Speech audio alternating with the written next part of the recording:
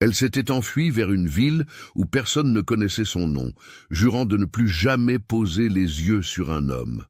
Pourtant, il y en avait un qui apparaissait chaque jour devant le portail de l'école, attendant simplement, sans rien dire, sans rien exiger, juste là, comme s'il avait tout le temps du monde devant lui. Pouvez-vous imaginer avoir si peur de faire confiance que même la gentillesse ressemble à un piège? Que le simple geste d'un homme qui vous tient la porte vous fasse trembler intérieurement.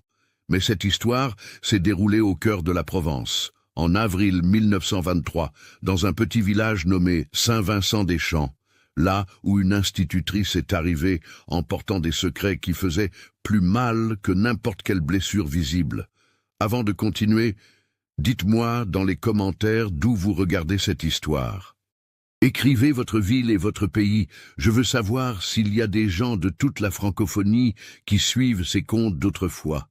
Et si vous aimez les histoires de résilience et d'amour véritable, laissez votre j'aime et abonnez-vous à la chaîne, car chaque semaine, il y a une nouvelle histoire ici. Maintenant, venez avec moi, car ce récit va toucher votre cœur. Fernande Morel avait 28 ans lorsqu'elle descendit du train à la petite gare de Saint-Vincent-des-Champs, ne portant que 2 valises en cuir usé et un poids invisible sur les épaules qui semblait bien plus lourd que n'importe quel bagage. C'était un après-midi d'avril et le ciel était de ce bleu profond du printemps provençal, avec un soleil encore chaud, mais un mistral qui promettait déjà des nuits fraîches. Elle portait une robe grise discrète, ses cheveux châtains tirés en un chignon strict, et elle possédait ce genre de beauté qui ne parvient pas à se cacher même quand elle essaie. Des yeux verts qui furent autrefois pétillants, mais qui semblaient maintenant gardés derrière une vitre épaisse. Une jolie bouche qui avait oublié comment sourire. La gare était minuscule, juste un quai de pierre et un petit bâtiment au guichet où un vieil homme somnolait. Fernande regarda autour d'elle, le cœur serré. Tout ici sentait le nouveau départ. L'odeur de la terre ocre, des caisses de vin prêtes à être expédiées, de la fumée de bois s'échappant des maisons voisines. Les bruits des charrettes passant sur le chemin de terre, des poules qui picoraient, des voix lointaines. Elle prit une profonde inspiration. Personne ici ne la connaissait. Personne ici ne savait. Cela devait suffire. Elle saisit ses valises, rejeta mentalement l'idée de demander de l'aide à qui que ce soit et commença à marcher en suivant les instructions qu'elle avait notées sur un bout de papier. La pension de Madame Colette se trouvait à 3 rues de la gare. Rue principale, maison au portail vert. Fernande compta les rues, trouva le portail et frappa avec les jointures de ses doigts sur le bois écaillé. La femme qui ouvrit était ronde, au visage bienveillant marqué par le temps. Elle devait avoir une 60aine d'années.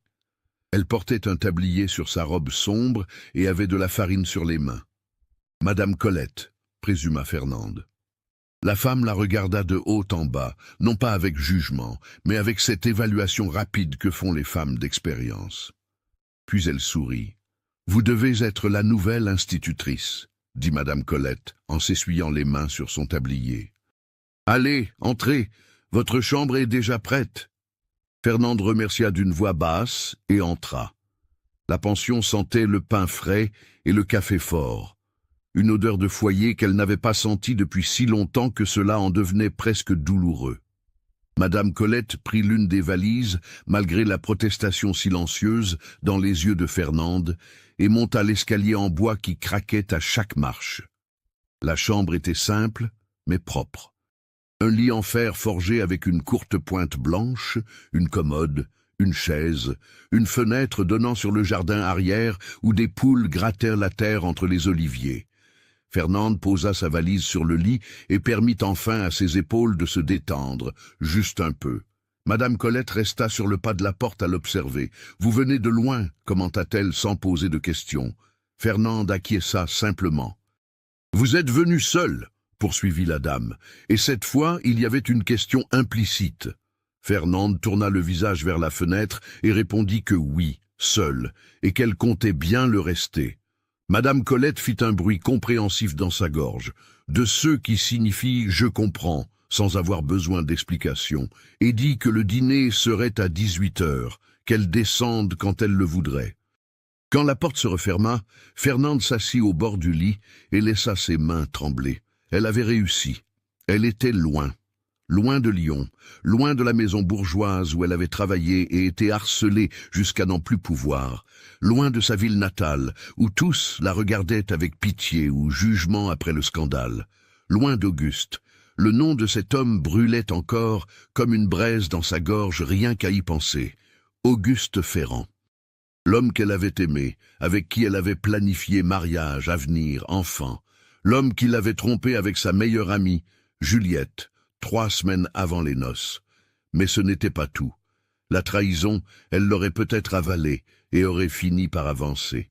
Le pire fut ce qui vint après. Auguste n'avait pas seulement rompu les fiançailles, il avait répandu des mensonges. Il avait dit à toute la ville que Fernande était la coupable, qu'elle l'avait trompée la première, qu'elle s'était compromise avec d'autres hommes, qu'elle était malhonnête, calculatrice. Pourquoi ? Parce que sa famille avait des dettes que le mariage avec la fille d'un commerçant prospère aurait résolues, et quand le père de Fernande découvrit la trahison et annula l'accord, Auguste dut détruire la réputation d'elle pour sauver la sienne, et il avait réussi. En 6 mois, Fernande était passée de jeune fille respectable à celle qu'aucune famille ne voulait approcher. Elle perdit ses amis, elle perdit les invitations, elle perdit le sentiment de sécurité dans les rues. Les hommes commencèrent à lui faire des propositions indécentes parce que si elle était ce qu'Auguste disait, alors elle était disponible, n'est-ce pas? Alors elle pouvait être abordée sans respect, sans cérémonie. Le pire fut le directeur de l'école où elle enseignait. Monsieur Dimon, homme marié, père de 5 enfants, commença à apparaître dans la classe après le départ des élèves. Cela commença par des compliments, puis des mains sur l'épaule, puis il essaya de la coincer contre le bureau. Fernande démissionna le lendemain, mais l'épouse de l'homme répandit la rumeur qu'elle avait tenté de séduire son mari. Une couche de boue supplémentaire sur son nom. Ce fut alors que tante Éléonore, la seule parente qui croyait en elle, lui suggéra de postuler pour le poste d'institutrice à Saint-Vincent-des-Champs. Un petit endroit, dans l'arrière-pays provençal, loin de tout et de tous. La tante écrivit une lettre de recommandation chaleureuse au maire, un vieil ami de la famille. Fernande fut acceptée sans même avoir besoin d'entretien, et elle vint, elle fuit en vérité. Mais appeler cela une fuite ressemblait à de la faiblesse, alors elle préférait penser qu'elle recommençait à zéro. Sauf qu'il y avait un problème. Fernande ne parvenait plus à faire confiance à aucun homme. N'importe quelle voix masculine la faisait se raidir. N'importe quelle approche déclenchait des alarmes dans sa poitrine. Elle savait qu'il était irrationnel d'étendre à tous ce que certains avaient fait, mais son corps n'obéissait pas à la logique. La peur était gravée trop profondément. Le lendemain matin, un lundi au ciel limpide et à l'air frais, Fernande enfila une autre robe discrète, bleu marine cette fois, attacha ses cheveux avec encore plus de rigidité et marcha jusqu'à l'école. Elle se trouvait à la sortie du bourg, un bâtiment simple en pierres apparentes et toit de tuiles, entouré de platanes frondaisons. Il y avait 2 grandes salles, un tableau noir, des pupitres en bois usés par le temps et des générations d'élèves.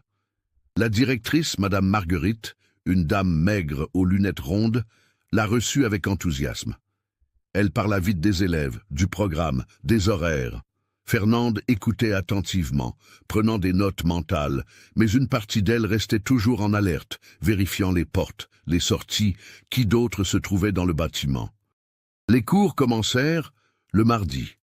Fernande avait 23 élèves d'âge variés, de 7 à 14 ans, garçons et filles de familles de vignerons, d'artisans et d'ouvriers agricoles. Ils la regardèrent avec cette curiosité typique des enfants face à la nouveauté. L'institutrice précédente avait 60 ans et avait pris sa retraite. Fernande était jeune, belle, différente. Elle enseigna avec compétence. Français, calcul, histoire, géographie. Elle écrivait au tableau d'une main ferme, expliquait avec patience, mais gardait ses distances. Elle ne souriait pas beaucoup, ne faisait pas de plaisanteries. Elle était gentille mais ferme, présente mais lointaine. Les enfants la respectaient, mais ne parvenaient pas à s'approcher vraiment. Le jeudi, alors que Fernande sortait de l'école en fin d'après-midi, elle vit pour la première fois l'homme qui allait tout changer. Il était de l'autre côté de la rue, adossé à une charrette tirée par 2 chevaux bais. Grand, il devait avoir plus de 40 ans, les épaules larges, un chapeau de paysan, des vêtements de qualité mais sans ostentation. Il la regardait. Il la regardait simplement. Il ne souriait pas, ne fit aucun signe, aucun mouvement pour traverser la rue. Il l'observait juste avec une expression qu'elle ne parvenait pas à déchiffrer. Fernande sentit son cœur s'emballer, non par intérêt mais par peur. Elle détourna les yeux rapidement, serra son sac contre son corps et commença à marcher plus vite en direction de la pension. Elle ne regarda pas en arrière, elle ne voulait pas savoir s'il continuait à regarder. Elle ne voulait rien savoir. Quand elle arriva à la pension, Madame Colette était à la cuisine en train de préparer le souper. Fernande alla directement vers sa chambre, mais la voix de la dame la rattrapa avant qu'elle n'ait complètement monté l'escalier. « Comment s'est passée la journée, ma fille ?» Fernande s'arrêta, respira un grand coup et répondit que c'était bien, que les enfants étaient polis. Madame Colette émit un son d'approbation et commenta que tout le village disait du bien de la nouvelle institutrice, disant qu'elle était studieuse et sérieuse. Sérieuse. Fernande faillit rire de l'ironie. S'il savait que ce sérieux était une armure et non une personnalité. Le vendredi, l'homme était là de nouveau. Même endroit, même position, même expression indéchiffrable. Cette fois, Fernande le vit, avant de sortir de l'école, et ressentit une irritation mêlée de crainte. Que voulait-il? Pourquoi restait-il planté là? Elle sortit par la porte latérale, fit un grand détour, évita de passer près de lui. Tandis qu'elle marchait, elle était certaine de pouvoir sentir son regard dans son dos. Le samedi, Fernande alla à la messe à l'église paroissiale, plus par obligation sociale que par foi. L'église était belle, romane, avec des saints en bois et un autel doré. Elle était pleine. Elle s'assit sur un banc du fond, seule, et essaya de prêter attention au curé. Mais alors elle le sentit, cette sensation d'être observée. Elle tourna discrètement la tête et le vit. Le même homme, assis 3 bancs devant, de l'autre côté de l'allée. Il ne la regardait pas à ce moment précis, mais elle était sûre qu'il l'avait fait auparavant. Après la messe, à la sortie, les femmes l'entourèrent. Elle voulait connaître la nouvelle institutrice, poser des questions, l'inviter à déjeuner.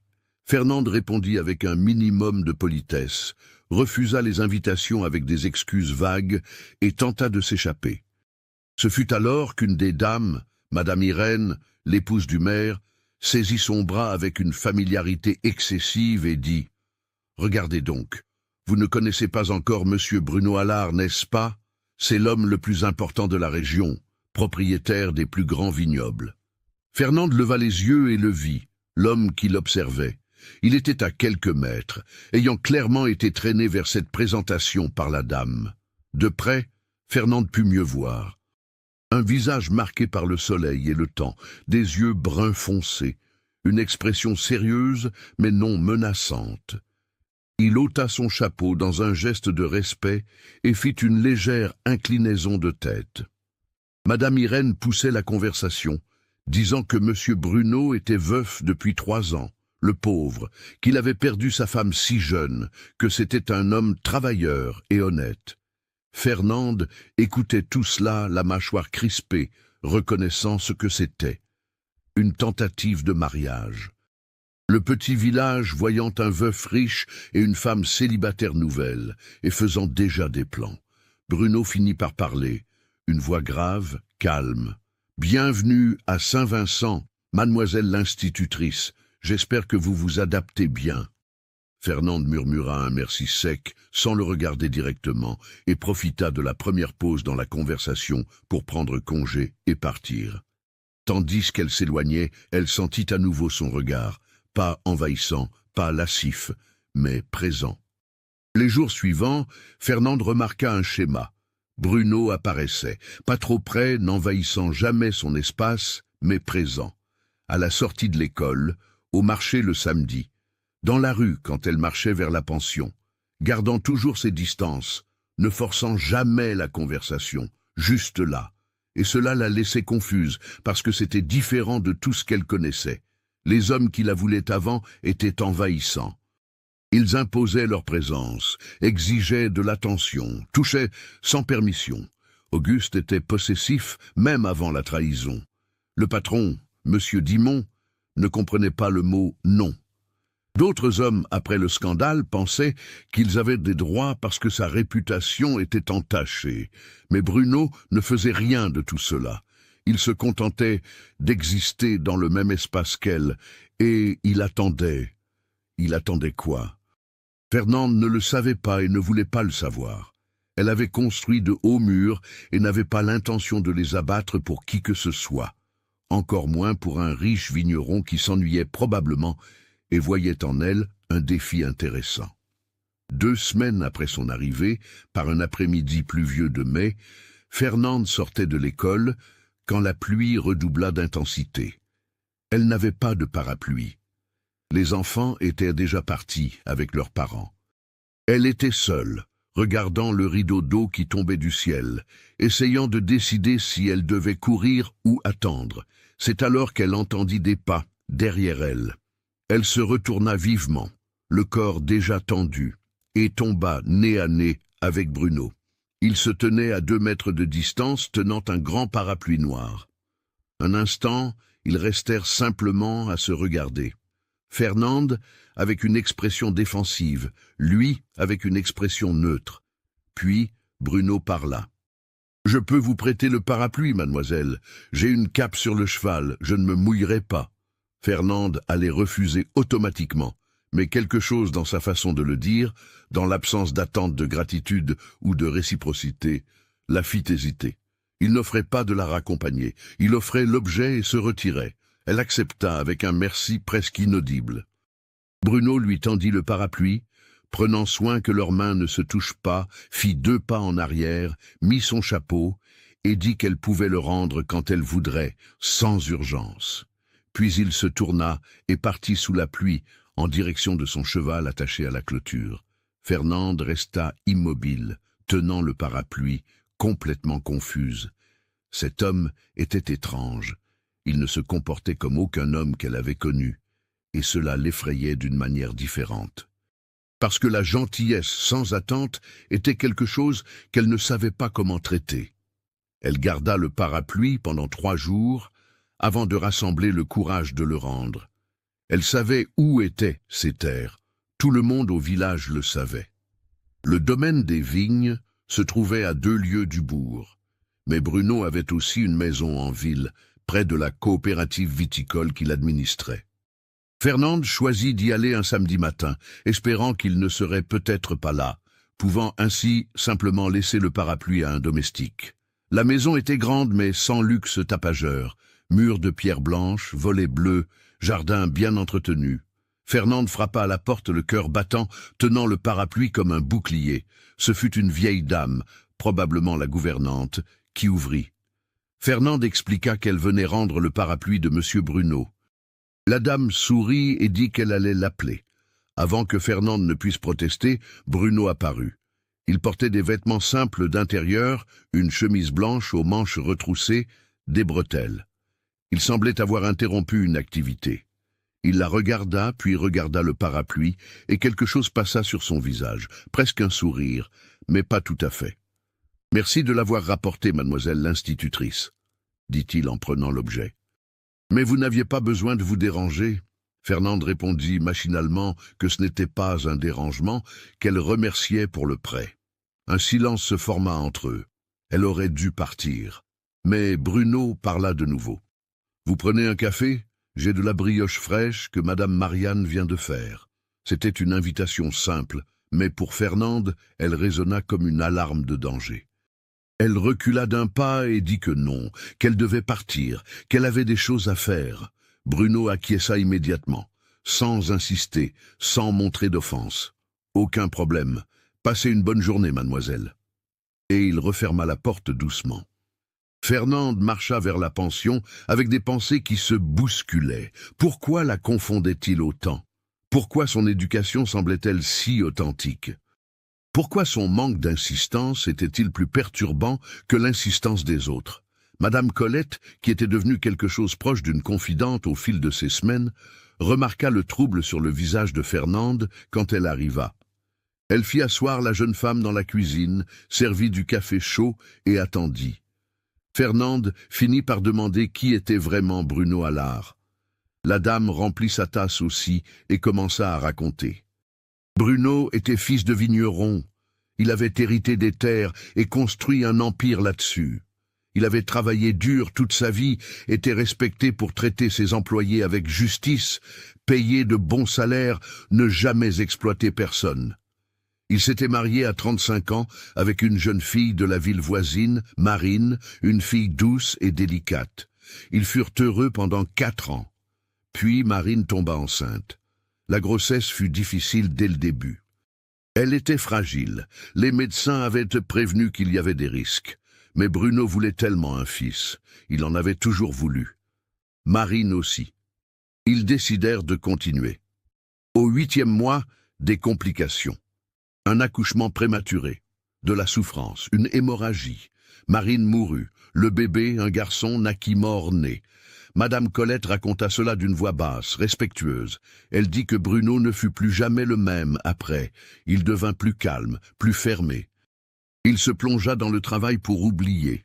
Des femmes de la ville tentèrent de s'approcher, veuves, jeunes filles célibataires, mais il ne montra jamais d'intérêt. Jusqu'à maintenant. Fernande sentit sa poitrine se serrer. Jusqu'à maintenant. Madame Colette la regarda avec ses yeux sages, de qui a beaucoup vécu, et dit que tout le village en parlait. Bruno Allard, qui ne regardait aucune femme depuis 3 ans, ne quittait pas des yeux la nouvelle institutrice. Mais un regard différent, respectueux, patient, comme s'il attendait quelque chose dont il ne savait même pas si cela viendrait. Fernande secoua la tête. « Je ne veux pas de son attention. Je ne veux l'attention d'aucun homme. Je suis venue ici pour être seule. » Madame Colette toucha sa main avec gentillesse et dit qu'elle comprenait, qu'elle n'allait pas faire pression, mais que parfois les meilleures choses de la vie apparaissent justement quand on ne cherche pas. Fernande retira sa main poliment et dit qu'elle ne cherchait pas et ne voulait pas trouver. Elle monta dans sa chambre et resta à regarder par la fenêtre le jardin où les poules picoraient, indifférentes aux drames humains. Pourquoi la vie ne pouvait-elle pas être aussi simple? Picorer, manger, dormir, sans souvenirs qui brûlent, sans peur qui paralyse, sans hommes qui attendent à la porte. Les semaines passèrent. Juin arriva avec un froid réel, dégelé le matin, la nécessité de châles et de couvertures épaisses. Fernande s'habitua à la routine. Se lever, faire la classe, rentrer à la pension, lire le soir, dormir. Très peu d'interactions sociales. Polie mais distante. Les gens du village commencèrent à la traiter d'originale dans son dos, mais avec respect tout de même, parce qu'elle était institutrice et faisait bien son travail. Bruno continuait d'apparaître. Mais Fernande remarqua une chose curieuse. Il n'était jamais là où elle n'était pas. Il n'attendait pas dans des endroits aléatoires pour forcer des rencontres. Il était simplement là où elle allait naturellement. L'école, l'église, la place. Et quand il était là, il gardait ses distances. Il n'essayait jamais de converser à moins qu'elle ne parle la première, n'essayait jamais de toucher, ne forçait jamais sa présence au-delà du visuel. C'était perturbant. Et Fernande détestait l'admettre, mais elle commença à le chercher du regard, pas consciemment. Mais quand elle sortait de l'école et qu'il n'était pas dans la rue, une partie d'elle trouvait cela étrange. Quand elle allait à la messe et qu'il n'était pas là, il y avait une pointe de quelque chose qu'elle refusait de nommer déception. Un jour de juillet, Fernande était au marché pour acheter des légumes quand elle renversa son panier. Des tomates roulèrent sur le sol. Elle se baissa rapidement pour les ramasser, la rougeur de la honte lui montant au cou. C'est alors qu'elle vit de grandes mains ramasser les tomates. Des mains masculines, calleuses, précautionneuses. Elle leva les yeux et c'était Bruno. Il ramassa chaque tomate, la remit dans son panier et le lui tendit sans dire un mot. Fernande murmura un merci. Il hocha la tête et allait s'éloigner quand elle, par une impulsion qu'elle ne comprit pas, demanda pourquoi il faisait ça. Bruno s'arrêta, se retourna, la regarda avec ses yeux bruns foncés qui semblaient porter une tristesse ancienne. « Faire quoi, mademoiselle ?» Fernande sentit un courage venir de quelque part au fond d'elle. « Pourquoi restez-vous à apparaître là où je suis? Pourquoi me regardez-vous? Pourquoi ne me laissez-vous pas tranquille ?» Le marché entier semblait s'être arrêté pour écouter. Bruno s'en aperçut, regarda autour de lui et dit d'une voix basse que si elle voulait en parler, il était à disposition, mais que peut-être un endroit moins public serait préférable. Fernande sentit une panique immédiate. « Non, ici même. Répondez ici. » Bruno prit une profonde inspiration. « Parce que vous me rappelez que je suis encore en vie. » Et puis il se tourna et partit, laissant Fernande complètement paralysée au milieu du marché, tenant un panier de tomates et essayant de comprendre ce que ces mots signifiaient. Le soir, allongée dans son lit, Fernande répéta la phrase dans sa tête. « Parce que vous me rappelez que je suis encore en vie. » Ce n'était pas une déclaration d'amour, ce n'était la promesse de rien, c'était juste un constat, brut, honnête, et d'une certaine manière, plus effrayant que n'importe quelle flatterie parce que cela sonnait vrai. Fernande réalisa quelque chose cette nuit-là. Bruno Allard était brisé lui aussi, d'une façon différente, pour des raisons différentes, mais brisé de la même manière. Et c'était peut-être pour ça qu'il la voyait, parce qu'il reconnaissait dans ses yeux à elle ce qu'il portait dans les siens. Mais Fernande ne voulait pas être vue. Elle ne voulait pas être reconnue. Elle ne voulait pas que quiconque comprenne la profondeur de la blessure qu'elle portait. Alors, le lendemain, quand elle vit Bruno dans la rue, elle traversa de l'autre côté, et continua de traverser, d'éviter, de fuir. Sauf que Bruno n'abandonna pas. Il n'insista pas non plus. Il continua simplement d'exister, patiemment, comme s'il avait tout le temps du monde. Et Fernande, malgré toute sa peur, malgré tous ses murs, commença à réaliser que peut-être, juste peut-être, il existait une différence entre un homme qui attend par respect et un homme qui poursuit parce qu'il veut posséder. Mais admettre cela serait ouvrir une porte qu'elle avait juré de garder verrouillée pour toujours. Et Fernande n'était pas encore prête, peut-être ne le serait-elle jamais. Août arriva avec des vents secs qui soulevaient la poussière ocre dans les rues de Saint-Vincent-des-Champs. Cela faisait déjà 4 mois que Fernande était arrivée et le petit village avait un rythme qu'elle commençait à connaître par cœur. Les matins frais, le soleil fort de midi, les après-midi dorés, les nuits étoilées qui faisaient mal tant elles étaient belles. Elle savait déjà le nom de chaque élève, à quelle famille il appartenait, quels rêves il portait dans les yeux quand il parlait de l'avenir. Elle savait que Madame Colette faisait du pain le mercredi et le samedi, que le marché était plus plein le dimanche après la messe, que le mardi après-midi, le marchand de tissus passait avec sa charrette. Et elle savait, bien qu'elle fît semblant de ne pas le savoir, que Bruno Allard était toujours là, tous les jours, à attendre. Fernande avait arrêté de changer de trottoir quand elle le voyait, non pas parce qu'elle avait baissé sa garde, mais parce qu'elle avait réalisé que cela attirait plus l'attention que de simplement l'ignorer. Alors maintenant, elle passait, regardait droit devant, et faisait comme s'il faisait partie du paysage, juste un élément de plus de la routine.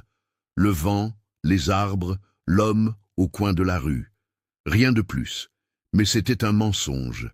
Elle savait que c'était un mensonge. Parce qu'elle avait commencé à remarquer des détails. La façon dont Bruno ôtait son chapeau quand elle passait, un geste minime de respect, la façon dont il ne la regardait jamais directement quand elle tournait le visage, comme s'il lui donnait l'illusion d'intimité même sous observation.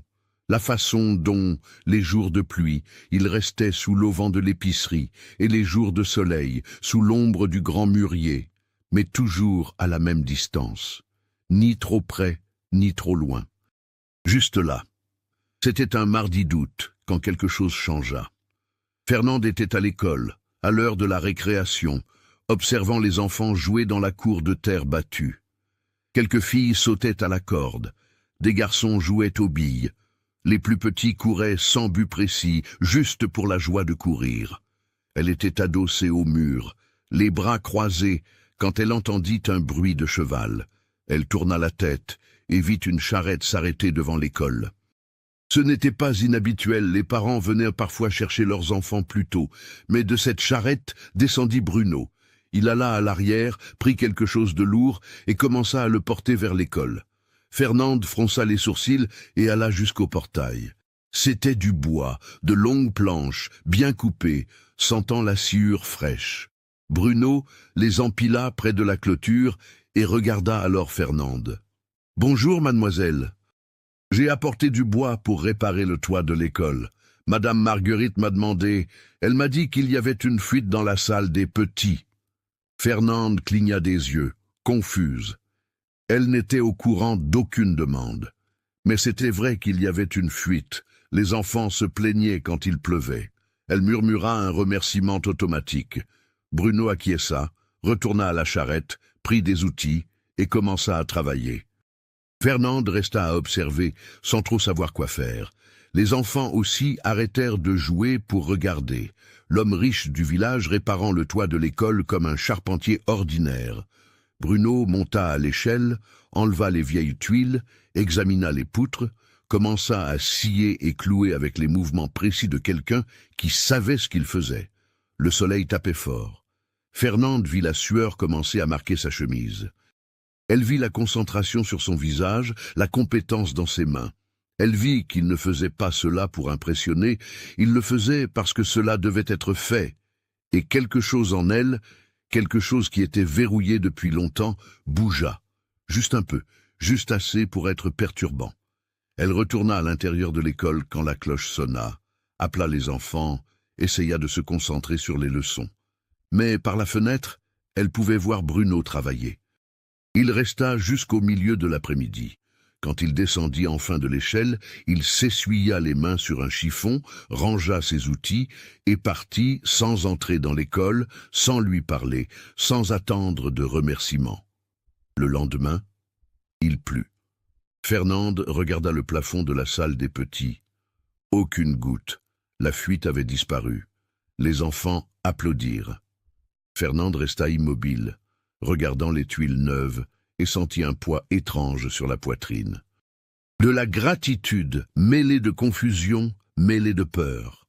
Le vendredi de cette semaine-là, Fernande sortait de l'école quand elle vit quelque chose de différent. Des fleurs, un petit bouquet de marguerites des champs, attachées avec une ficelle simple, déposées sur la marche de la porte. Aucun mot, aucune signature, mais elle savait. Elle savait qui les avait laissées. Elle prit les fleurs, les emporta à la pension, les mit dans un verre d'eau. Madame Colette vit et sourit de cette façon sage qu'elle avait. « Jolie fleur », commenta-t-elle. Fernande ne répondit pas. Mais ce soir-là, avant de dormir, elle resta à regarder les marguerites sur la table de nuit. Et pour la première fois depuis des mois, quelque chose ressemblant à un sourire toucha presque ses lèvres. Mais alors la peur revint. La peur que ce soit un piège, la peur que la gentillesse ne soit qu'une stratégie. La peur qu'au moment où elle baisserait sa garde, la trahison viendrait, parce que c'était ainsi avec Auguste. Au début, il avait aussi été gentil. Au début, il avait aussi semblé sûr. Alors Fernande fit ce qu'elle savait faire de mieux. Elle construisit le mur le plus haut. Le lundi, quand elle vit Bruno dans la rue, elle détourna le visage avec une froideur délibérée. Le mardi, quand il ôta son chapeau, elle ne reconnut pas le geste.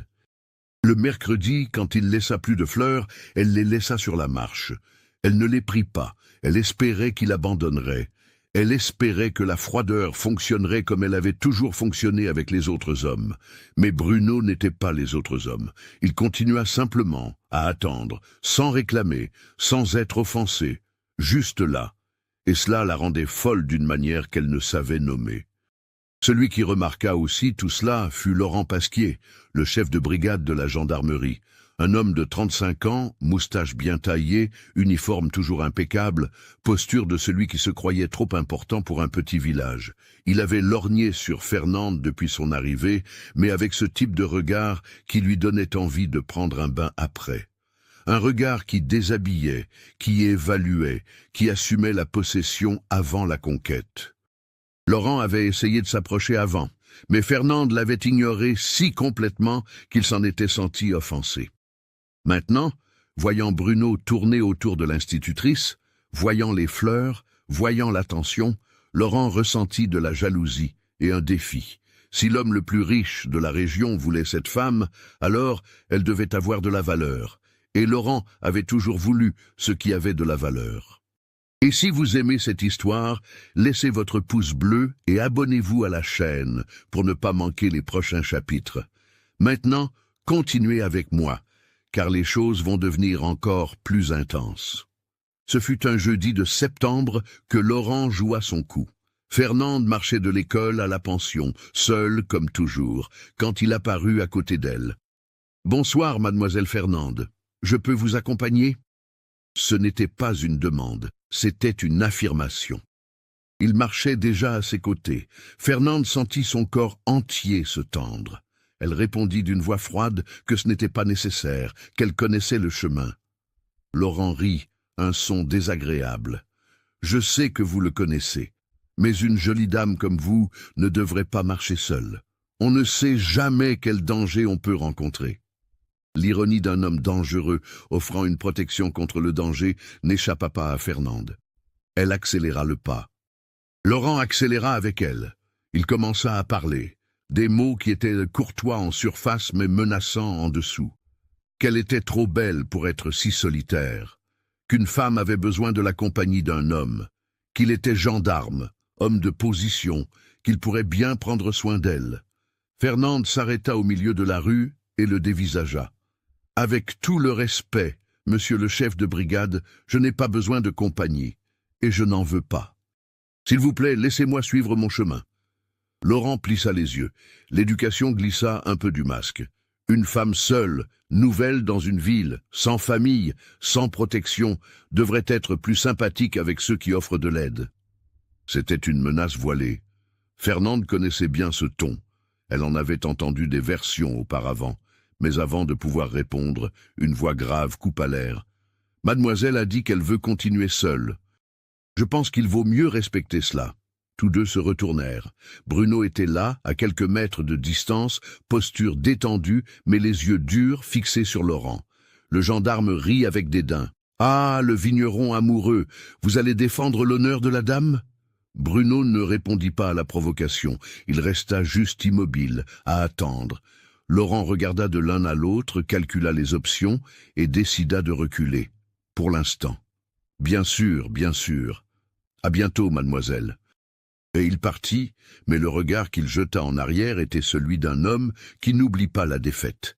Fernande resta figée, le cœur battant trop vite. Bruno continua où il était, sans s'approcher. « Vous allez bien, mademoiselle ?» Fernande voulait dire qu'elle n'avait pas besoin de sa protection, qu'elle pouvait se débrouiller seule, que cela ne changeait rien. Mais ce qui sortit de sa bouche fut juste un merci bas, presque inaudible. Bruno acquiesça. « Si vous voulez, je peux marcher derrière vous jusqu'à la pension, pas à côté, juste pour garantir qu'ils ne reviennent pas. » Fernande aurait dû refuser. Mais elle avait eu peur pour de vrai de Laurent. Et l'orgueil ne semblait pas aussi important que la sécurité à ce moment-là. Alors elle accepta d'un signe de tête minime. Ils marchèrent ainsi. Elle devant, lui 5 mètres derrière. Ils ne parlèrent pas. Quand ils arrivèrent à la pension, Fernande se retourna pour remercier de nouveau. Mais Bruno s'en allait déjà. Et de nouveau cette confusion. Pourquoi ne réclamait-il jamais rien ? Pourquoi n'utilisait-il jamais les opportunités qu'elle lui donnait sans le vouloir? Madame Colette vit tout depuis la fenêtre. Quand Fernande entra, la dame avait une expression inquiète. « Ce Laurent est un problème, ma fille. Méfie-toi de lui. C'est un homme qui n'accepte pas le non.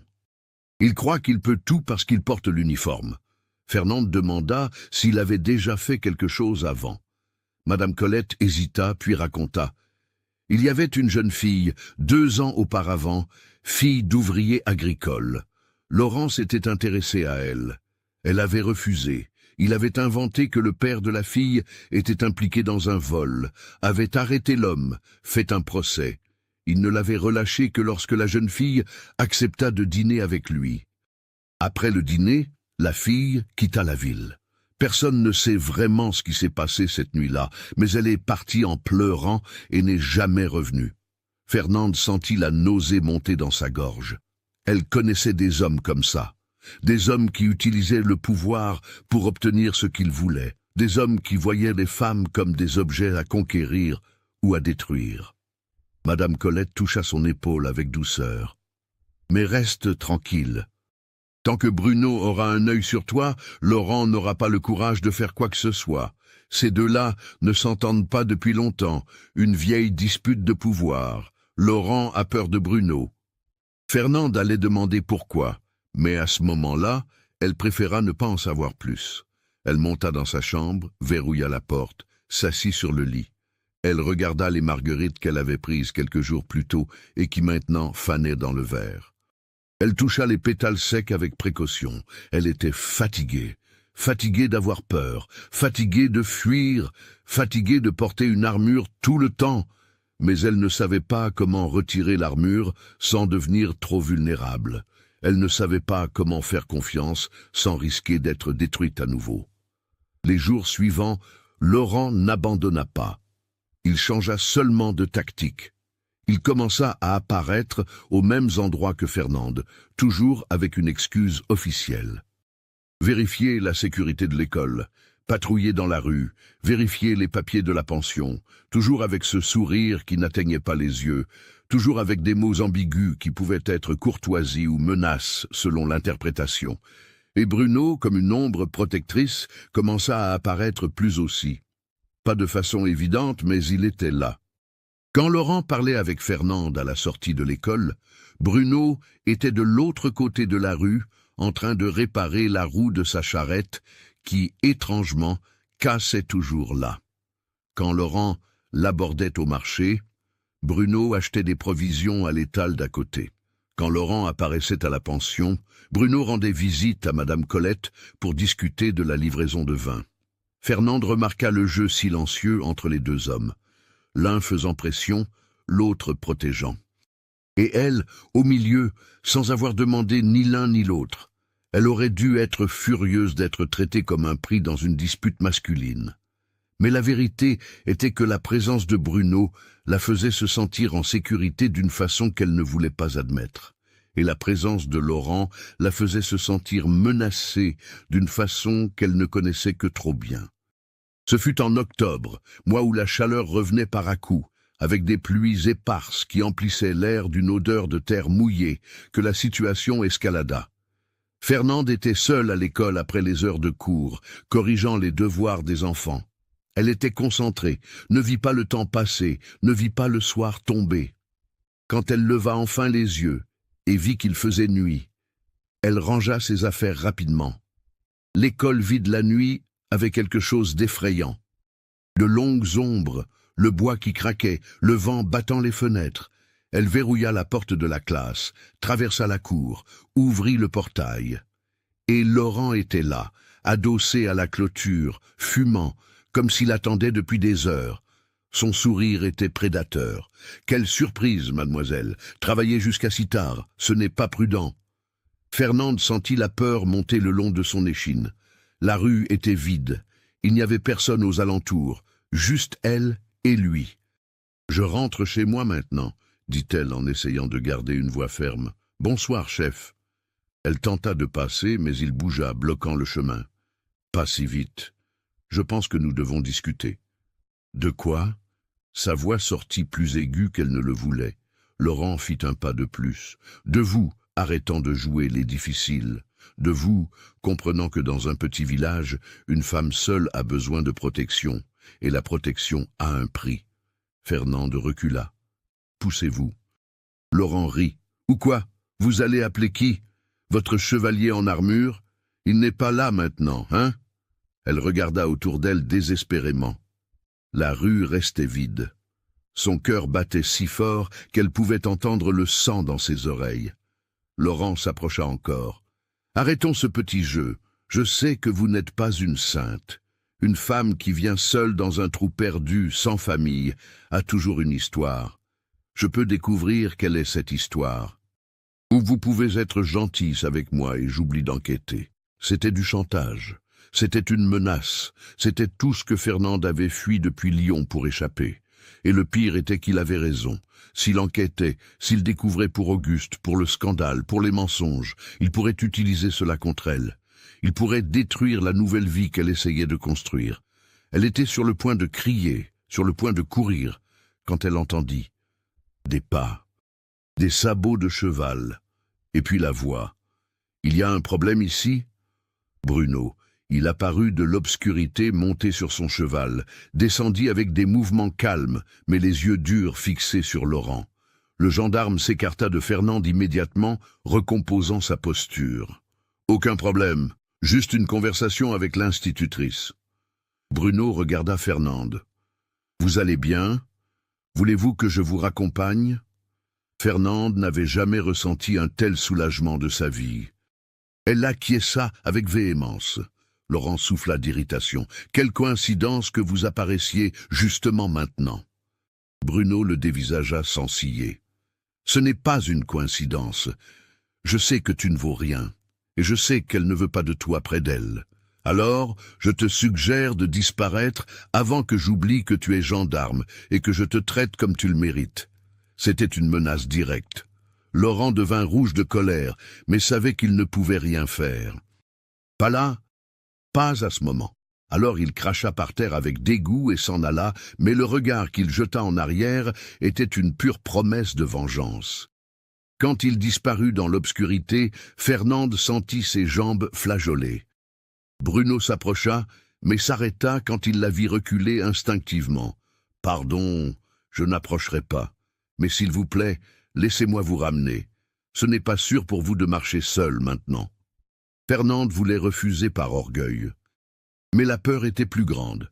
Alors, elle accepta. Bruno offrit le cheval. Elle secoua la tête. « J'irai à pied. » Il acquiesça. « Alors je marche à côté. Ça vous va ?» Ils marchèrent en silence dans les rues sombres.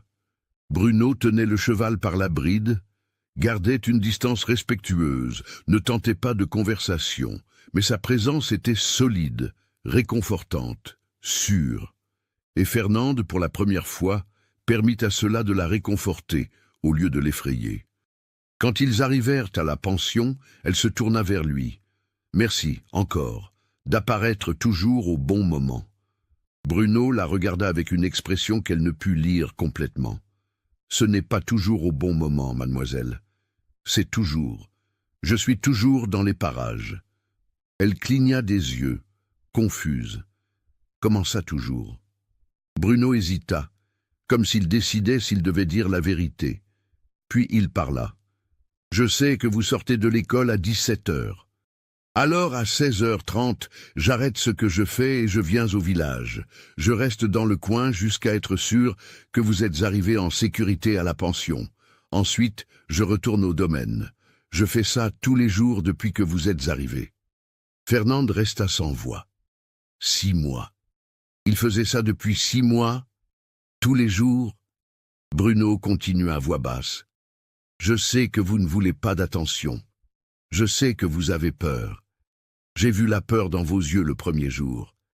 Je ne sais pas ce qui vous est arrivé avant, mais je sais que c'était mauvais. Alors, je ne vais pas faire pression. Je ne vais rien demander. Je vais juste garantir que vous restiez en sécurité. Parce que dans un village où il y a des hommes comme Laurent, vous méritez d'avoir quelqu'un qui protège, sans rien attendre en retour. » Fernande sentit quelque chose se briser dans sa poitrine. Pas l'armure entière, mais une fissure, petite, suffisante pour laisser passer un filet de lumière. « Pourquoi ?» murmura-t-elle. « Pourquoi faites-vous ça ?» Bruno la regarda avec ses yeux qui portaient une tristesse ancienne. « Parce que quand vous êtes arrivé, pour la première fois en 3 ans, j'ai ressenti autre chose que de la culpabilité. Et je ne sais pas si c'est de l'amour, ou juste la reconnaissance d'une douleur semblable, ou simplement l'envie de protéger quelqu'un puisque je n'ai pas réussi à protéger celle que j'aimais avant. Mais quoi que ce soit, c'est réel. Et même si vous ne ressentez jamais rien pour moi, même si vous partez demain, tant que vous serez ici, je veillerai à votre sécurité. C'était la déclaration la plus honnête que Fernand ait jamais entendue. Ce n'était pas une promesse d'amour éternel. Ce n'était pas une galanterie fleurie. Ce n'était pas de la séduction. C'était juste la vérité crue d'un homme brisé parlant à une femme brisée. Et d'une certaine façon, c'était plus puissant que n'importe quelle poésie. Fernande ne savait pas quoi dire. Alors, elle ne dit rien. Elle le regarda simplement pendant un long moment, mémorisant ce visage marqué par le temps et la douleur, et puis elle entra dans la pension. Mais cette nuit-là, allongée dans son lit, elle pleura. Elle pleura pour la première fois depuis son arrivée à Saint-Vincent-des-Champs.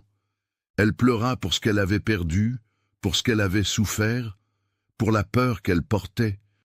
Et elle pleura parce que peut-être, juste peut-être, il existait quelqu'un au monde qui comprenait. Le lendemain matin, Fernande se réveilla avec une détermination étrange.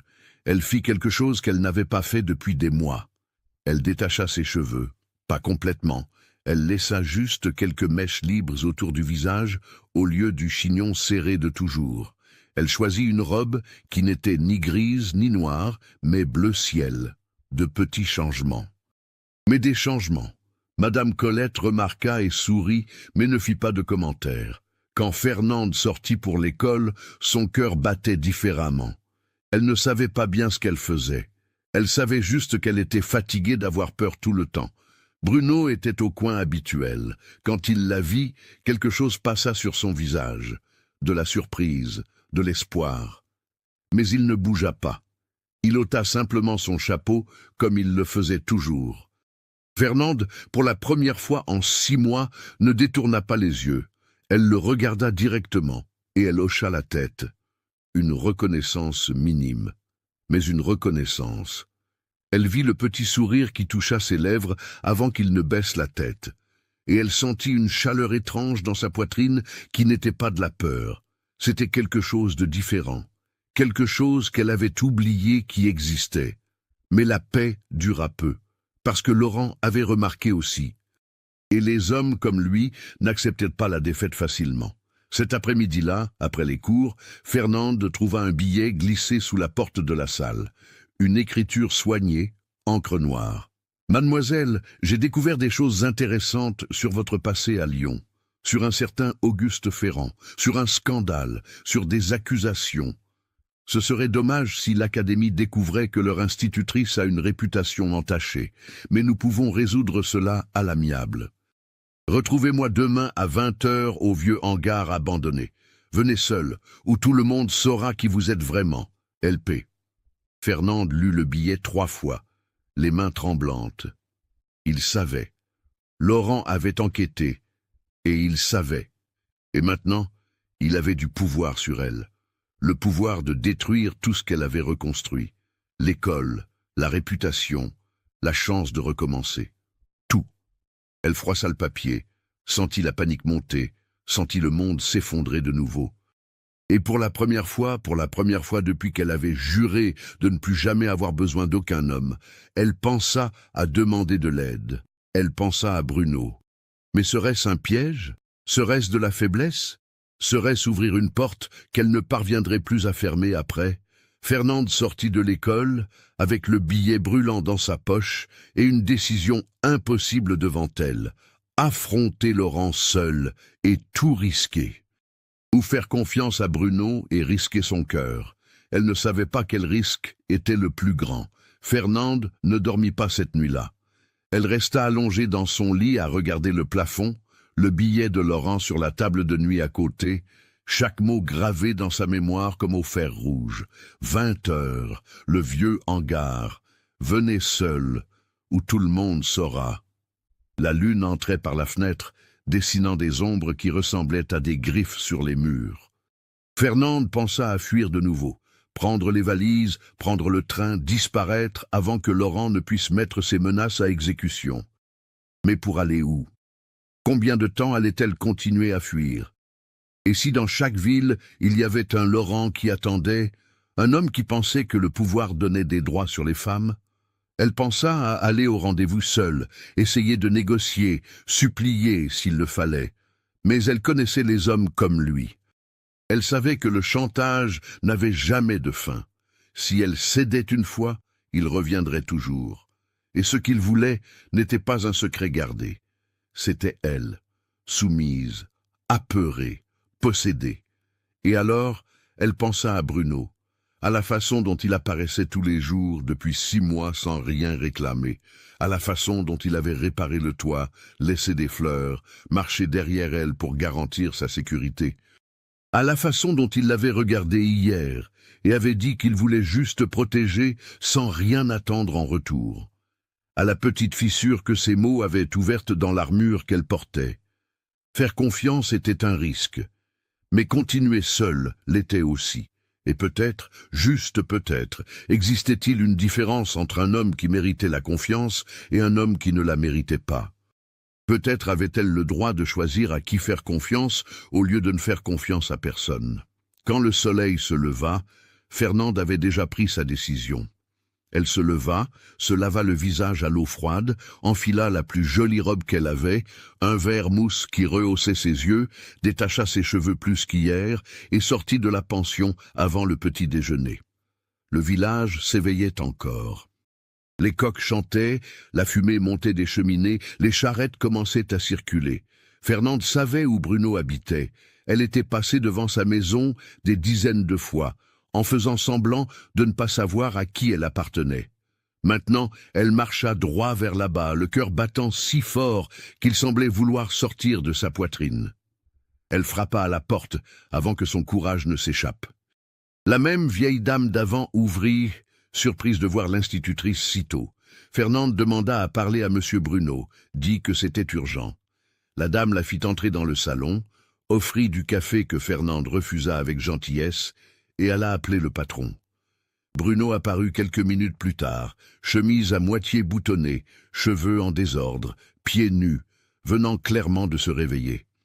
Quand il vit Fernande là, dans le salon de sa maison, il se réveilla complètement. Ses yeux s'écarquillèrent. « Mademoiselle, il s'est passé quelque chose. Vous allez bien ?» Fernande tendit le billet sans dire un mot. Bruno le prit, lut, et son visage s'assombrit à chaque ligne. Quand il eut fini, il froissa le papier avec force, la mâchoire tendue. « Ce misérable !» murmura-t-il entre ses dents. Puis il regarda Fernande. « Vous n'irez pas à ce rendez-vous. Je règle ça. »« Non, » dit Fernande d'une voix ferme. « J'irai, mais je veux que vous veniez avec moi. » Bruno secoua la tête. « C'est dangereux. Il peut faire n'importe quoi. »« Je sais, » répondit-elle. « C'est pour ça que j'ai besoin que vous soyez là. Pas pour vous battre à ma place, pour rester à mes côtés pendant que je me bats pour moi-même. » Bruno la regarda un long moment. Il y avait du respect dans ce regard, de l'admiration, et quelque chose de plus profond que Fernande n'était pas prête à nommer. « Je serai là, je le promets, mais dites-moi, qu'est-ce qu'il a découvert sur vous? Qu'est-ce qui vous effraie tant ?» Et là, dans le salon de la maison de Bruno, avec la lumière douce du matin entrant par les fenêtres, Fernande fit quelque chose qu'elle n'avait pas fait depuis des années. Elle raconta la vérité, toute la vérité. Elle parla d'Auguste, des fiançailles, de la trahison avec Juliette 3 semaines avant le mariage, des mensonges qu'il avait répandus pour sauver sa propre réputation, de la façon dont la ville entière lui avait tourné le dos, du patron, M. Dimon, qui avait essayé de la forcer, des hommes qui pensaient qu'elle était disponible parce que sa réputation était entachée, de la peur qu'elle avait développée, la terreur de faire confiance, l'armure qu'elle avait construite. Elle parla et pleura. Pour la première fois devant une autre personne, elle pleura. Bruno resta immobile, écoutant tout, et quand elle eut fini, il ne fit pas ce qu'elle attendait. Il n'essaya pas de la toucher. N'essaya pas de la consoler avec des mots vides.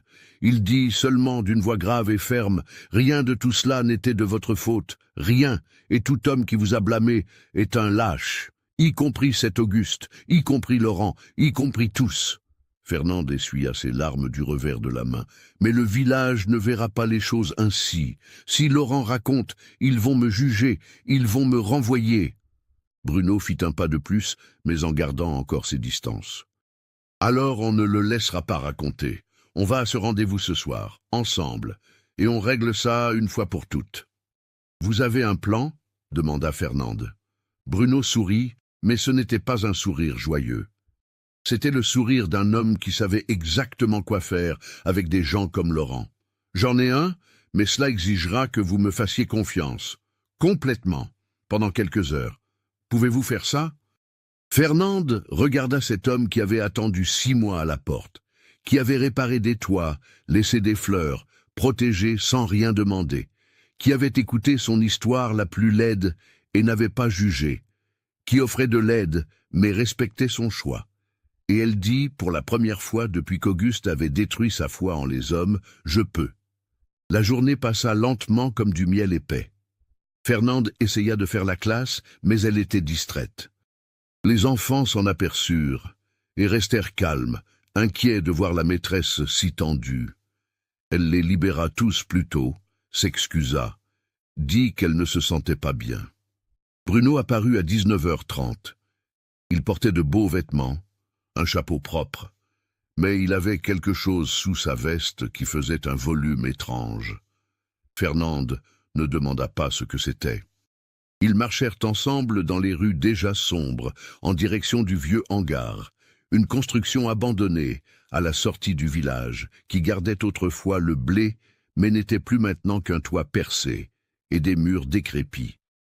Laurent était déjà là, adossé au mur, fumant, un sourire confiant sur le visage.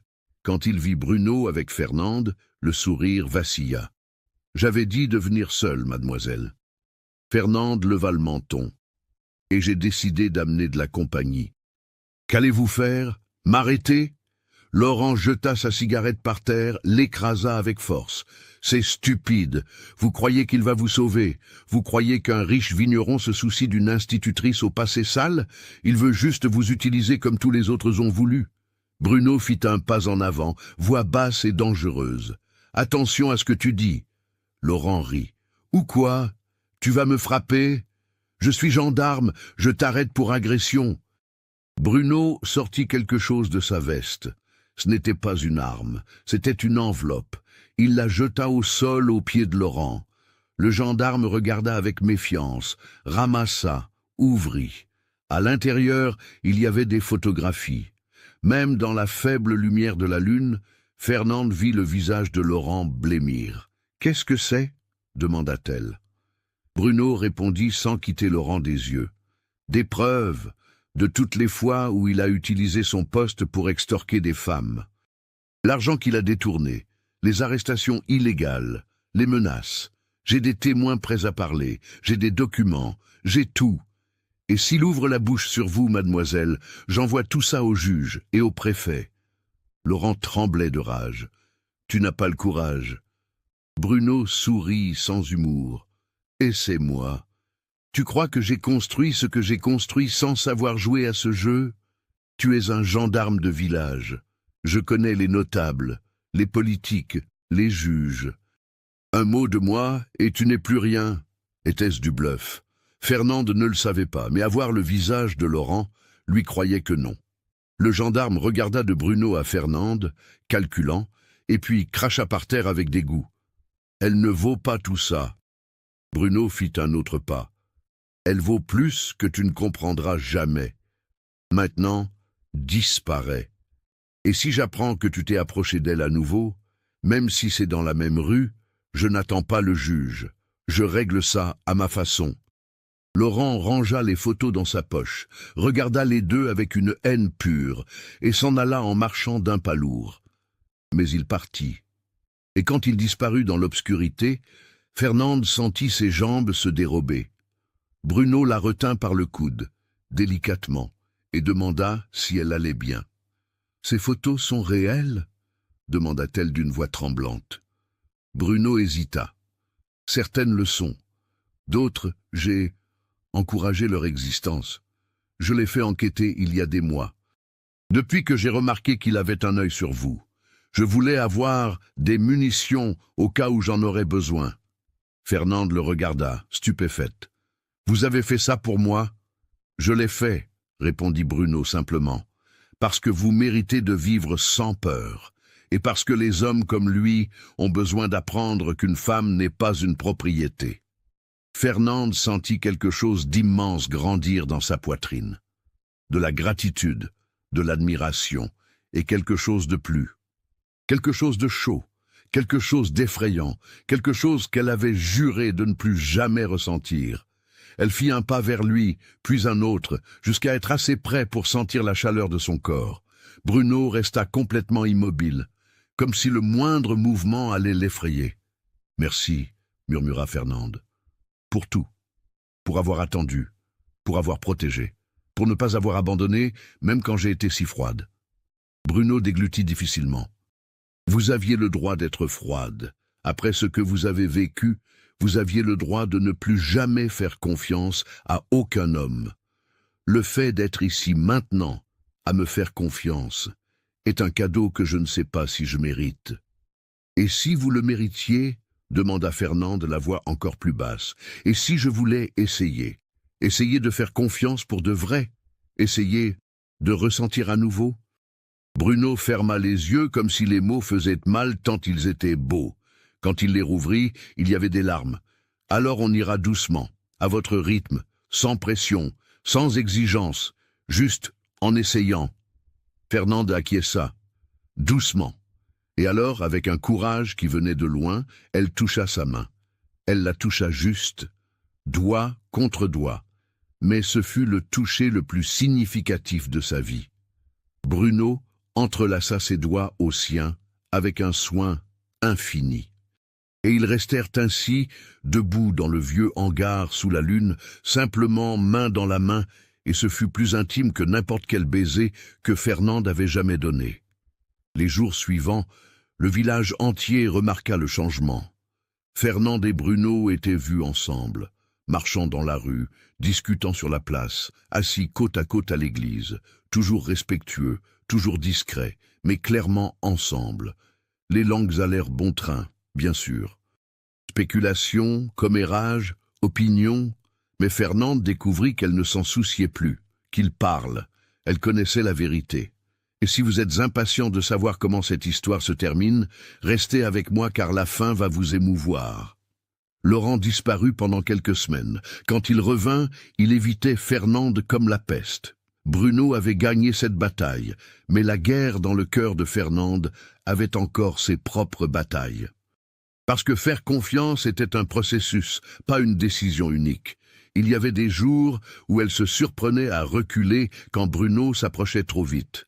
Des jours où la peur revenait sans raison. Des jours où les souvenirs d'Auguste étaient plus forts que la voix douce de Bruno. Et tous ces jours-là, Bruno attendait, de nouveau, toujours à attendre, laissant de l'espace, laissant du temps. Il discutait, beaucoup. Assis sur le banc de la place, marchant sur le chemin de terre, sous la véranda de la pension, avec Madame Colette jouant les chaperons discrets. Bruno raconta pour Marine, pour la culpabilité qu'il portait, comment il pensait qu'il ne se pardonnerait jamais d'avoir insisté pour la grossesse même avec les médecins alertant sur les risques. « Ce n'était pas votre faute, » dit Fernande en serrant sa main. Tout comme ce n'était pas la mienne quand Auguste a choisi de me trahir. On ne peut pas porter la culpabilité des mauvais choix des autres, ni des tragédies que l'on ne contrôle pas. Bruno la regarda avec l'expression de quelqu'un qui voyait un miracle. « Vous croyez à ça ?» Fernande réfléchit. « J'apprends à y croire. » Novembre arriva avec des pluies fortes qui lavèrent la terre ocre et faisaient monter la rivière. Ce fut un de ces jours de tempête que tout changea de nouveau. Fernande était à la pension seule, car Madame Colette était partie rendre visite à sa fille dans la ville voisine, quand on frappa à la porte. Elle ouvrit en espérant que ce soit Bruno, mais c'était un homme qu'elle n'avait pas vu depuis 8 mois, un homme qui apparaissait dans ses pires cauchemars, l'homme qui avait détruit sa vie et qui maintenant était là, sur le pas de la porte, avec un sourire qu'il croyait charmeur, Auguste Ferrand. Fernande resta figée. Elle ne parvenait pas à bouger, à respirer, à penser. Auguste entra sans y être invité, ôtant son chapeau mouillé par la pluie, regardant autour de lui comme s'il en avait le droit. « Fernande, mon amour, je t'ai enfin retrouvé. Sors d'ici, réussit-elle à dire, la voix sortant rauque. Auguste rit.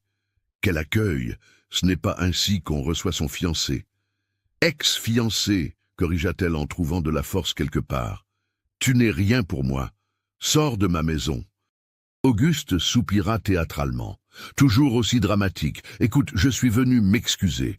Je suis venu te récupérer. J'ai réalisé l'erreur que j'ai commise. Fernande faillit rire tant c'était absurde. 8 mois après avoir détruit sa réputation, sa vie, sa capacité à faire confiance, maintenant il voulait s'excuser. Auguste s'approcha. J'étais confus. Juliette m'a séduit. Mais c'est fini. J'ai réalisé que c'est toi que j'aime. Rentre à Lyon avec moi. On se marie, on oublie tout ça, on recommence. Non. Le mot sortit ferme, clair. Jamais. Auguste fronça les sourcils. Ne sois pas bête, Fernande. Tu crois que tu vas trouver mieux ici? Un village perdu, une petite vie? Je peux te donner bien plus. Et alors il dit la partie qui révélait la vérité. En plus, j'ai su que tu avais touché un bel héritage de ta tante Éléonore. Ensemble, on pourrait investir, ouvrir une affaire. Ah, c'était là. Ce n'était pas de l'amour. Ce n'était pas du repentir. C'était de l'argent. Tante Éléonore était morte 2 mois auparavant et avait laissé un héritage considérable à Fernande. D'une façon ou d'une autre, Auguste l'avait découvert. Et il était venu chercher ce qu'il pensait être à lui. « Tu es répugnant », dit Fernande, la voix tremblant de colère. « Ce n'est pas de l'amour, c'est de l'avidité. Ça a toujours été pour l'argent. Tu as détruit ma vie pour de l'argent. Et maintenant tu la veux de retour pour de l'argent. » Auguste laissa tomber le masque de charme. « Et alors, tu crois que quelqu'un va vouloir de toi pour de vrai? Avec ton passé, avec les choses qu'on a dites sur toi, je te fais une faveur. Sors d'ici avant que je ne crie, » menaça Fernande. Auguste éclata de rire. « Et qui va te sauver? Ton petit ami vigneron? Ah, je suis au courant pour lui. J'ai enquêté avant de venir. Un vieux veuf qui t'utilise tant que tu es une nouveauté. Quand il se lassera, il te jettera comme une ordure. Au moins avec moi, tu sais à quoi t'attendre. »« Tu ne sais rien sur lui !» cria Fernande. « Rien !» Et alors la porte s'ouvrit avec force. Bruno était là, trempé par la pluie, les yeux durs fixés sur Auguste. Il avait tout entendu. Il devait être dehors depuis un moment déjà. « Vous devez être le salaud qui l'a blessé », dit Bruno d'une voix qui glaçait. Auguste l'évalua, essayant de décider s'il avait peur. Il décida de feindre le courage. « Et vous devez être le pigeon qui a cru à son histoire. Vous savez qu'elle n'est avec vous que pour l'argent, n'est-ce pas? C'est ce qu'elle fait. » Bruno traversa la pièce en 3 enjambées, attrapa Auguste par le col de sa chemise et le souleva presque du sol. La voix sortit basse, dangereuse. « Répète, répète ce que tu viens de dire sur elle. » Auguste essaya de se dégager, mais Bruno était plus fort, plus âgé, plus furieux. « Je dis juste la vérité. »« Non, » gronda Bruno, « tu mens. Comme tu as menti il y a 8 mois quand tu as répandu qu'elle t'avait trompé. Comme tu as menti quand tu as dit qu'elle était malhonnête. Tu es un lâche qui détruit une femme pour cacher sa propre faiblesse. Et maintenant tu viens ici essayer de détruire de nouveau parce que tu as découvert qu'elle a de l'argent. » Bruno projeta Auguste contre le mur. L'homme cogna avec force, glissa au sol.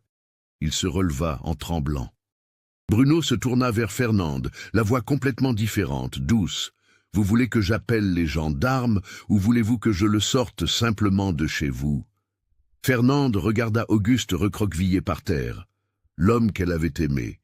L'homme qui avait détruit sa vie. Et elle ne ressentit rien, ni colère, ni rancune, juste de la pitié.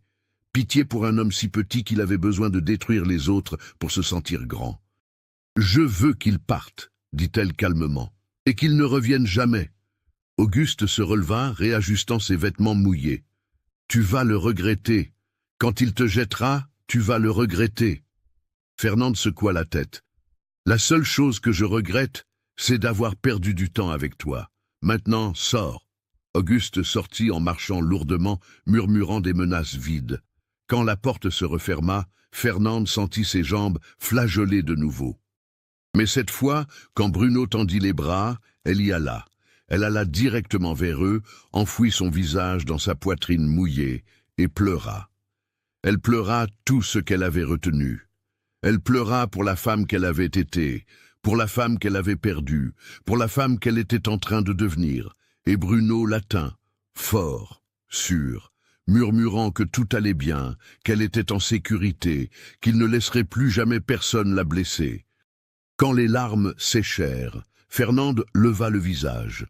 Bruno la regardait avec une expression qui fit bondir son cœur. « Vous avez entendu tout ce qu'il a dit ?» demanda-t-elle. « J'ai entendu, et je n'ai pas cru un seul mot. » Fernande toucha son visage, passant ses doigts sur sa barbe naissante. « Vous me connaissez depuis 7 mois. Lui m'a connu pendant des années.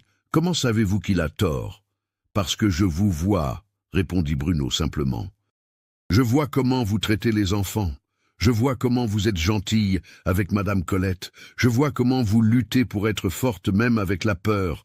Je vois qui vous êtes vraiment, et cela n'a rien à voir avec ce que lui ou n'importe quel autre dit. » C'était une déclaration, c'était une croyance, c'était un amour encore sans nom. Fernande sentit le dernier morceau de l'armure tomber. « J'ai peur, » avoua-t-elle. « J'ai peur de faire confiance et que vous me blessiez. J'ai peur d'aimer et de perdre encore. J'ai peur de croire que c'est réel et de me réveiller et que ce soit un mensonge. » Bruno toucha son visage de sa main large et calleuse. « Moi aussi j'ai peur. J'ai peur de ne pas être assez bien. J'ai peur de porter trop de culpabilité. J'ai peur de vous perdre comme je l'ai perdue, elle. Mais vous savez ce que j'ai réalisé? La peur ne passe pas. On choisit juste de faire confiance malgré elle. » « Alors ayons peur ensemble, » murmura Fernande, « et faisons confiance quand même. » Et alors, elle fit ce qu'elle n'avait pas fait depuis si longtemps que cela semblait faire un siècle. Elle embrassa un homme. Elle embrassa Bruno. Doucement, en testant, le cœur battant si fort qu'il semblait vouloir sortir. Et quand il l'embrassa en retour, avec une infinie gentillesse et un soin qu'elle n'avait jamais ressenti, quelque chose en elle cicatrisa enfin. Pas complètement. Les blessures profondes laissent des cicatrices. Mais cela commença. Le processus de guérison commença pour de vrai. Les semaines suivantes furent une découverte. La découverte de ce que c'était d'être courtisé par un homme qui respectait. Ce que c'était d'avoir des conversations tard dans la nuit sur les rêves, les peurs, le passé, l'avenir. Ce que c'était de se tenir la main, de marcher ensemble, de rire ensemble. Ce que c'était d'embrasser sans peur, de toucher sans tension, de faire confiance sans armure. Le village entier commentait. Fernande Morel et Bruno Allard étaient le couple du moment. Et certains désapprouvaient, disant qu'elle était trop jeune pour lui, qu'elle était arrivée depuis peu, que personne ne savait vraiment d'où elle venait. Mais Bruno s'en fichait, et Fernande apprenait à s'en ficher aussi. Madame Colette était rayonnante. Elle disait qu'elle le savait depuis le premier jour, qu'elle l'avait vu dans la façon dont Bruno regardait, qu'elle l'avait vu dans la façon dont Fernande luttait contre son propre cœur, et qu'elle était heureuse d'avoir été témoin de l'amour vainquant la peur. En décembre, par une nuit chaude de veille de Noël, Bruno emmena Fernande au domaine des vignes. Elle n'y était jamais allée. Le domaine était magnifique, une grande maison blanche provençale, de vastes terrasses, des jardins soignés, des vignes s'étendant à perte de vue. Bruno lui montra tout. Les chevaux, les vignes, la maison, les employés qui le traitaient avec un respect sincère, et puis il l'emmena sur la terrasse arrière, où une table était dressée avec un dîner aux chandelles. Ils mangèrent, discutèrent, rirent, et à la fin, quand la lune fut haute et pleine, Bruno prit sa main et dit « Je sais que c'est tôt, je sais que vous êtes encore en train de guérir, je sais que vous avez peut-être besoin de plus de temps, mais j'ai besoin que vous sachiez que je vous aime. J'aime votre force, votre gentillesse, votre courage. J'aime comment vous n'avez pas abandonné même quand vous aviez raison d'abandonner. Et si vous me laissez faire, je veux passer le reste de ma vie à vous prouver que l'amour n'a pas besoin de faire mal. » Fernande sentit les larmes aux yeux. Mais c'étaient de bonnes larmes. « Je vous aime aussi, » dit-elle, la voix étranglée. « J'ai peur encore. Je crois que j'aurai toujours un peu peur. Mais je vous aime plus que je n'ai peur. Et cela doit suffire. »« C'est plus que suffisant, » répondit Bruno. Et alors il sortit une petite boîte de sa poche. L'ouvrit. À l'intérieur, il y avait une bague simple en or avec un petit diamant. « Épousez-moi ? Pas maintenant. Quand vous serez prête. Ça peut être dans 1 mois, 6 mois, 2 ans, sans pression, juste épousez-moi, un jour. » Fernande regarda la bague, l'homme qui avait attendu, la vie qu'il offrait, la chance de recommencer pour de vrai. Et elle dit « Oui, je vous épouse, et je suis prête maintenant, je ne veux plus attendre. J'ai déjà gaspillé trop de temps avec la peur, je veux vivre. » Bruno passa la bague à son doigt avec des mains tremblantes d'émotion. Et il l'embrassa sous la pleine lune de décembre. Et ce fut un baiser de promesses, d'avenir, de guérison partagée. Ils se marièrent en février 1924, une cérémonie simple à l'église de Saint-Vincent-des-Champs. Fernande porta une robe blanche que Madame Colette avait aidé à coudre. Bruno porta un costume neuf qu'il avait commandé à la capitale. Le village entier était là. Même les gens qui avaient colporté des rumeurs vinrent, car il était impossible de ne pas s'émouvoir de l'histoire de ces deux-là. Fernande n'invita personne de Lyon. Cette vie-là était finie. Celle-ci était nouvelle. Mais elle envoya une lettre aux quelques vrais amis qui étaient restés de son côté, racontant qu'elle avait trouvé un homme bon, qu'elle était aimée pour de vrai, qu'elle était heureuse. La vie de femme mariée fut un apprentissage. Fernande continua à faire la classe. Bruno insista pour qu'elle garde sa profession si elle le voulait, et elle le voulait.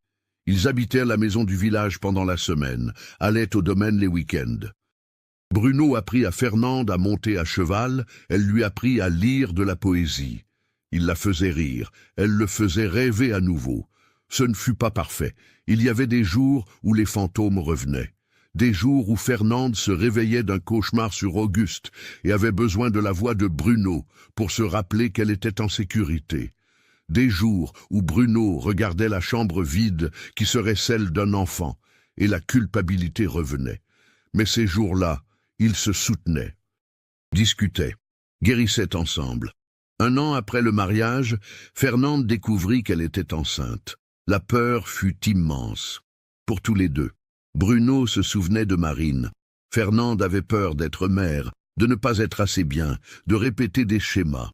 Mais le médecin garantit qu'elle était en bonne santé, que la grossesse se passait bien, et cette fois Bruno n'insista sur rien. Il resta simplement à ses côtés, respectant chaque décision, chaque peur, chaque joie.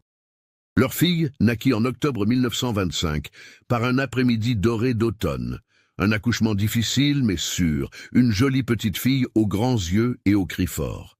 Ils l'appelèrent Claire, Claire Allard. Et quand Bruno tint sa fille pour la première fois, il pleura. Il pleura pour celle qu'il avait perdue, pleura pour celle qu'il avait gagnée, pleura pour le pardon qu'il avait enfin réussi à s'accorder. Et maintenant, 2 ans après cet après-midi d'avril où Fernande était arrivée à Saint-Vincent-des-Champs, portant des valises et de la peur, elle était sur la terrasse du domaine des Vignes, la main sur son ventre à nouveau rond, observant Bruno jouer avec Claire dans le jardin. La fillette avait 2 ans maintenant. Elle courait parmi les fleurs en riant, et Bruno courait derrière en faisant un bruit de monstre qui lui arrachait des éclats de rire. Fernande toucha son ventre où grandissait un autre bébé, un garçon cette fois selon le pari du médecin, et sentit une paix profonde. Elle avait traversé la peur. Elle avait choisi de faire confiance. Elle s'était permis d'être aimée. Et elle avait découvert que l'amour véritable ne pressait pas, ne forçait pas, ne blessait pas. L'amour véritable attendait à la porte jusqu'à ce que vous soyez prête à ouvrir. Et quand vous ouvriez, il entrait avec gentillesse, avec respect, avec l'intention de rester. Bruno la regarda à ce moment-là. Il sourit ce petit sourire qui n'était que pour elle. Et Fernande sourit en retour. Un sourire vrai, libre, guéri. Le sourire d'une femme qui avait fui tous les hommes, mais qui avait cessé de fuir quand elle avait trouvé celui qui méritait d'être trouvé. Et par cet après-midi doré d'octobre, avec sa fille riant dans le jardin, son mari lui souriant, et un autre bébé grandissant en elle, Fernande comprit enfin. Ce n'était pas de la faiblesse d'avoir besoin de quelqu'un. C'était une force de choisir à qui faire confiance. Et elle avait bien choisi. Finalement, elle avait bien choisi. La peur n'était jamais partie complètement, mais maintenant, elle n'était qu'un murmure lointain, pas un cri qui contrôlait. Et chaque fois qu'elle revenait, Bruno était là, il serait toujours là, parce qu'il avait promis d'attendre, et un homme qui attend 6 mois à la porte sans rien réclamer est un homme qui attend toute la vie quand il aime vraiment. Et Bruno aimait. Fernande le savait, elle le voyait dans la façon dont il touchait son ventre avec révérence, dans la façon dont il se réveillait à l'aube quand Claire pleurait, dans la façon dont il la regardait tous les jours, comme s'il ne croyait toujours pas qu'elle était réelle, qu'elle était restée, qu'elle l'avait choisie. L'amour n'avait pas tout guéri, mais il lui avait donné l'outil pour se guérir elle-même, la sécurité pour traiter le passé sans être détruite par lui, l'avenir à construire sans peur qu'il ne soit arraché. Madame Colette avait raison au tout début. Parfois, les meilleures choses de la vie apparaissent justement quand on ne cherche pas. Fernande ne cherchait pas l'amour, elle le fuyait, mais l'amour véritable n'a pas besoin d'être cherché, il a juste besoin d'être reconnu quand il apparaît. Et elle l'avait reconnu, finalement reconnu, et elle fut libre.